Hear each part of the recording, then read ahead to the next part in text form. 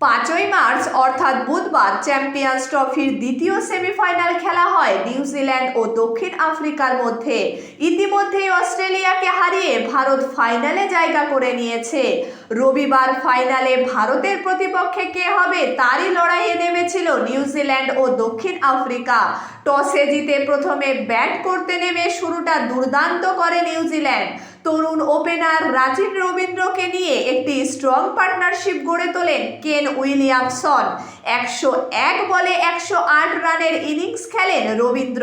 Williamson 94 বলে 102 run করেন। Daryl Mitchell 37 বলে 49 রানের বিধ্বংসী ইনিংস খেলেন। আর শেষে 27 বলে 49 রান করেন ফিলিপিন্স।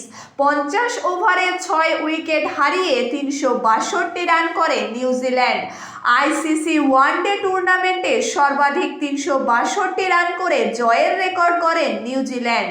রান তাড়া করতে নেমে দক্ষিণ আফ্রিকার সামনে বড় ইনিংস খেলার জন্য বড় প্রস্তুতির প্রয়োজন ছিল।